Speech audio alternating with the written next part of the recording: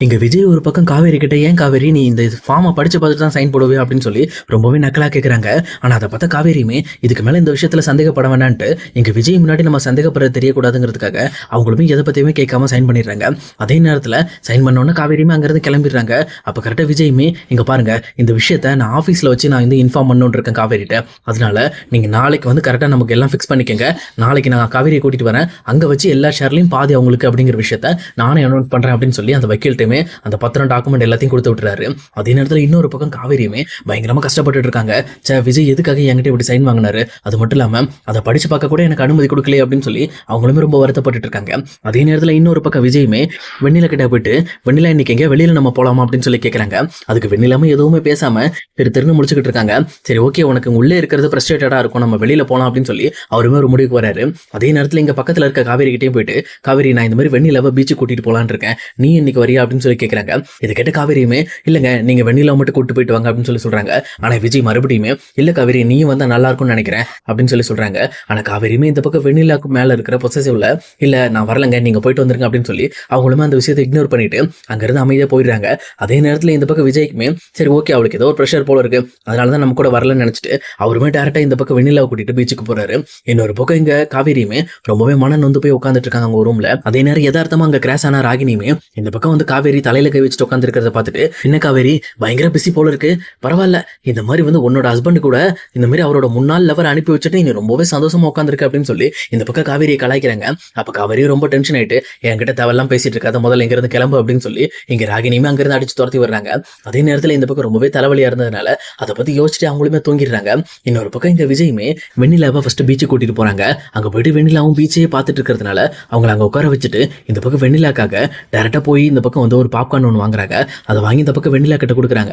வெண்ணிலாவும் அப்படியே இங்க விஜயை மட்டும் பார்த்துக்கிட்டே இருக்காங்க. அப்ப விஜயுமே, "இந்த பாப்கார்ன் உனக்கு ரொம்ப பிடிக்கல, நீ சாப்பிடு" அப்படின்னு சொல்லி இந்த பக்கம் வந்து வெண்ணிலாக்காக அந்த பாப்கார்னை கையில கொடுக்குறாங்க. அவங்களுமே அந்த கேஷுவலா அந்த பாப்கார்ன் உட்காந்து சாப்பிட்டுக்கிட்டே யோசிச்சுட்டு இருக்கப்போ அவங்களுக்கும் பழைய ஞாபகங்கள் ஏதோ மைண்டுக்கு வரும் போல இருக்கு. அதனால அவங்களுமே கொஞ்சம் பதட்டமாகி டக்குன்னு இந்த பக்கம் விஜயோட கையை பிடிக்கிறாங்க. அப்ப விஜயுமே, "நான் இருக்க வெண்ணிலா" அப்படின்னு சொல்லி அவங்கள பதட்டப்பட விடாம கரெக்டா அவங்கள பிடிக்கிறாங்க. அதே நேரம் இந்த பக்கம் வந்து வெண்ணிலாவும் தன் மனசுல இருக்கிற பழைய ஞாபகங்கள் கொஞ்சம் கொஞ்சமா வர வர அவங்களுமே பதட்டப்பட்டு டக்குன்னு இந்த பக்கம் விஜயை ஹக் பண்ணிடுறாங்க. அப்ப விஜயுமே வெண்ணிலா மேல இருக்கிற பழைய லவ்ல அவருமே இந்த பக்கம் வந்து வெண்ணிலாவை ஹக் பண்ணிட்டு இருக்காங்க. இந்த மாதிரி ரெண்டு பேரும் ஹக் பண்ணிட்டு இருக்கப்போ அவங்க பழைய நினைவுகளுக்கே போயிட்டு இருக்காங்க. அதே நேரம் இந்த பக்கம் காவேரி டக்குன்னு கனவுல இருந்து எந்திக்கிறாங்க. அப்பதான் தெரிய வருது, இவ்வளவு நேரம் அவங்க கண்டதெல்லாம் கனவு. இந்த மாதிரி வெண்ணிலாவும் விஜயும் ஹக் பண்ணிக்கல அப்படிங்கறத தெரிஞ்சுக்கிட்டு ஷாக் ஆகி போய் உட்கார்றாங்க. அப்பதான் அவங்களுக்கு மனசுல தோண ஆரம்பிக்குது, பேசாம இந்த மாதிரி நம்மளும் கூட போயிருக்கலாமோ அப்படின்னு சொல்லி யோசிக்க ஆரம்பிக்கிறாங்க. இந்த மாதிரி அவங்க ரொம்ப குழப்பத்துல இருக்கும்போது கரெக்டா அங்க கங்காவும் வராங்க. கங்கா வந்துட்டு இந்த பக்கம் காவேரியை பார்த்துட்டு, "என்னாச்சு காவேரி, ஏன் டல்லா இருக்க?" அப்படின்னு சொல்லி கேட்கறாங்க.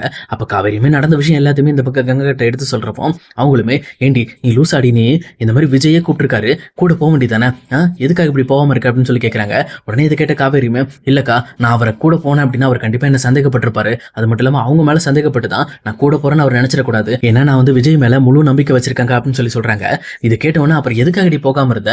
உனக்கு பிடிக்கல, இங்க இருக்கவும் பிடிக்கல, அது மட்டும் இல்லாம அங்க விஜய் என்ன பண்ணுவாருன்ற ஒரு கியூரியாசிட்டிலையும் இருக்கேன். அப்ப பேசாம ஒன்னும் பிரச்சனை இல்லை, அவர் கூப்பிடும் போதே போயிட்டு வர வேண்டியதானே" அப்படின்னு சொல்லி சொல்றாங்க. "இல்லக்கா, அங்க போகாம இருக்கிறது என்னோட மனசு சொல்றதுனால நான் கேட்டேன். பட் ஆனா இன்னுமே அவங்க மேல எனக்கு கொஞ்சம் பொசசிவ் இருக்கு. அவங்க வந்து பழைய லவரோட சேர்ந்து போயிட்டு இருக்காங்க. அங்க போயிட்டு அந்த விஷயங்கள்லாம் பாக்குறப்ப எனக்கு ரொம்பவே கஷ்டமா இருக்கும்க்கா" அப்படின்னு சொல்லி சொல்றாங்க. இதை கேட்ட கங்காவுமே, "நீ சொல்றது கூட சரிதான். ஏன்னா இந்த குமரன் இப்ப நிறைய வீடியோஸ்லாம் பண்ணிட்டு இருக்காரு ஆன்லைன்ல.